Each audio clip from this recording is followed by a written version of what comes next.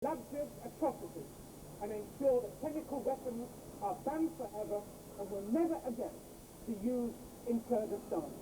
Thank you. Mrs. Becky Brown. Mrs. Brown has been a community councillor on Garnet Hill for 14 years. She is currently chairperson of the Garnet Hill Community Council and is also a trustee of the BTA, the Broadcasting and Entertainment Trades Alliance. Through the auspices of the support group SOS, we help to support a child in El Salvador with monthly contributions from our own salary.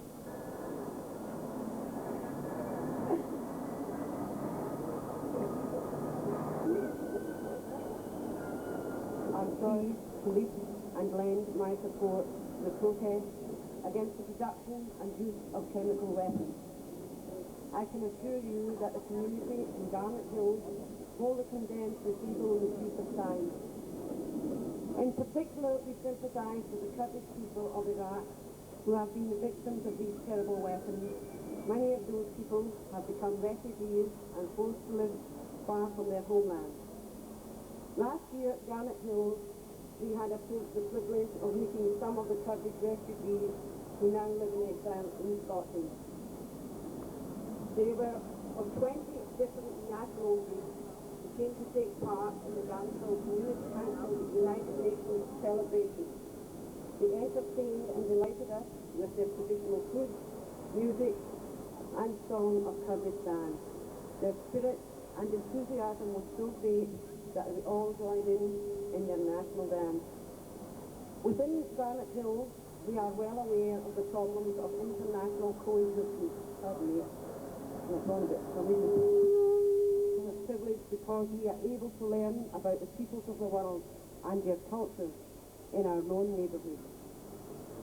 When we look beyond our relative safety and see the horrors that attend the breakdown of relations between ethnic, religious and national groups, we are all the more certain that we must learn to live and to be together. We must also unite in condemning the use of poisonous gases that indiscriminately destroy life. We ask our governments, both at local and national levels, to recognise our concerns and to use their efforts to condemn these atrocities. Thank you very much, Chair. Make no apology whatsoever today to take some time out from the campaigns that my union is involved in against this Tory government and their plans for education to mark the anniversary of the massacre at Halabja. And there's a lot of people wandering around not really knowing what's going on. It's important that people like yourselves make sure that anniversaries like this are not allowed to quietly slip by and aren't actually, there's nothing done so that people know. Because in the same way as it was already mentioned, that we take action and we do everything we can to commemorate the genocide practiced by the Nazis in Germany and in throughout Europe, is that we should commemorate and make sure that the message gets across that we are not going to allow the genocide of Kurdish people to be carried out by the Iraqi government and other governments in that particular region. And we also are very proud to stand in this platform and support from my union of the support of the right of all nations to self-determination, for the right to practice your religion, your culture and anything else that you choose, to govern yourself as your people see fit. And I think that's also, I'm only going to be very brief because we've got the die-in and things like that. It's been mentioned that we should send a message to Parliament, and I think it's right that we should send a message to Parliament and to this Tory government that we've had enough of nothing and that we want them to do something and to stop dealing with all military dictatorship, and in particular with the military dictatorship in Iraq, and stop supplying them with arms, weapons and anything else which makes it easy for them in order to assassinate and murder Kurdish people.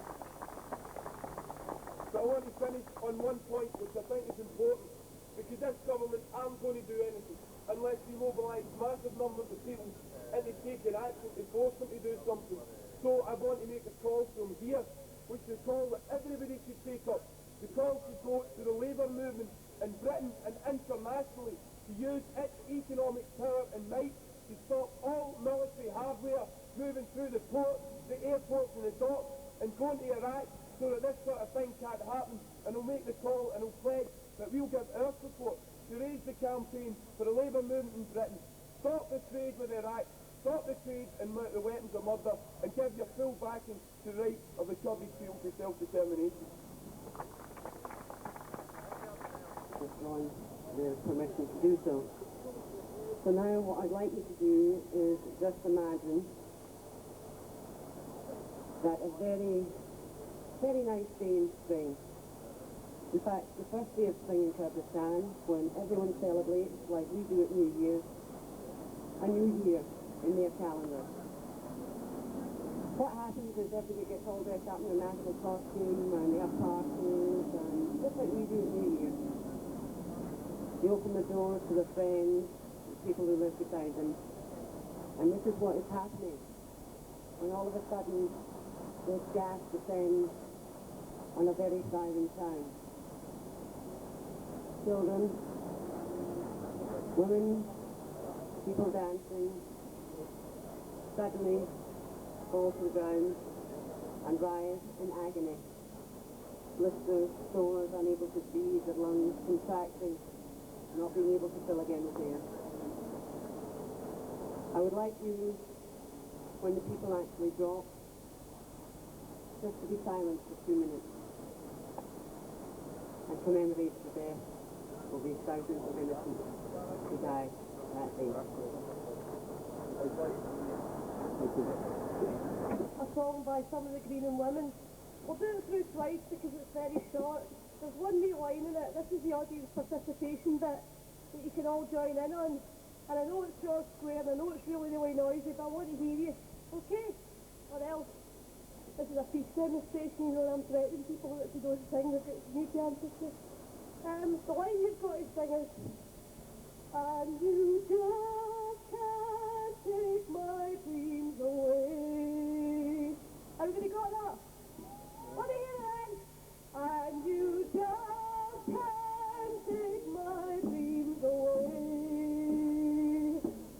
I've been living on this mountain for towers my mother's daughter, and you just can't take my dreams away.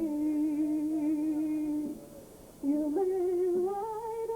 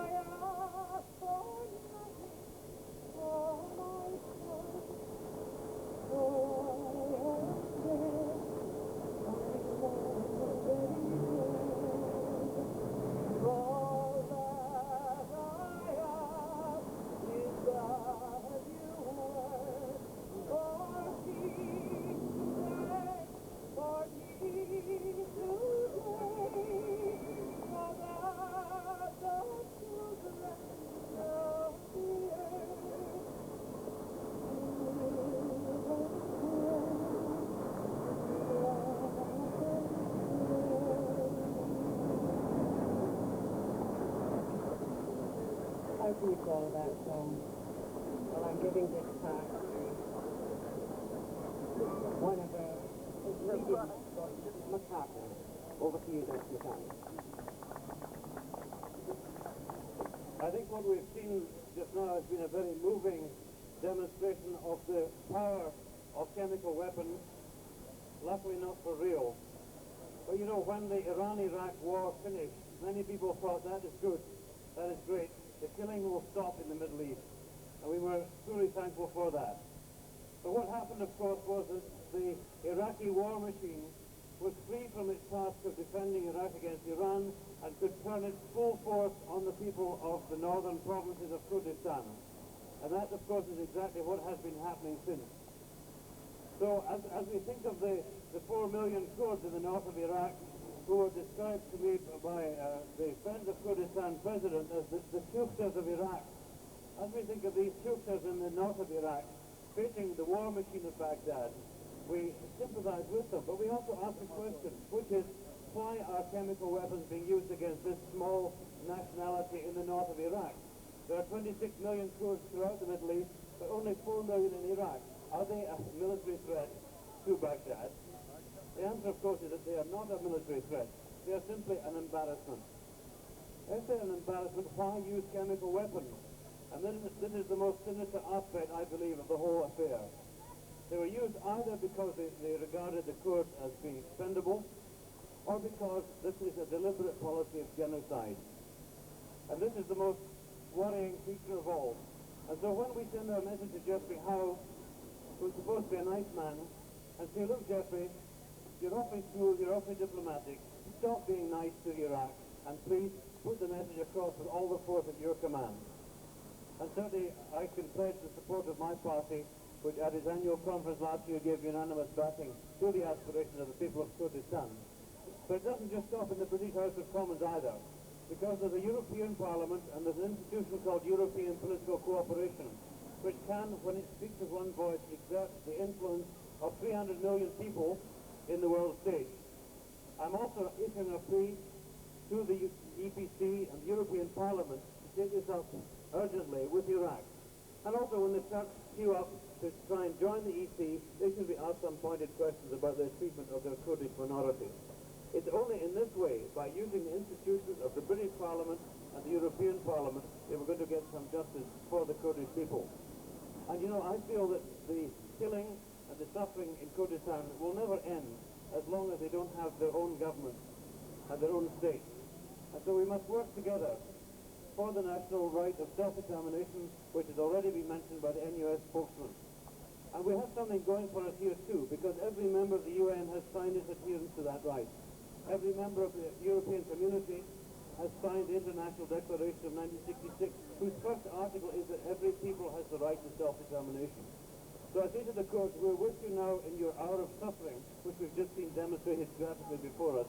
We're also with you in the long term, because the only long-term solution is an independent and free Kurdistan. Thank you. Everybody needs help in one way or another, big and small, to make this be, I think, quite a successful event. I think we've made some people listen. I, for my part, would just like to say a few words here.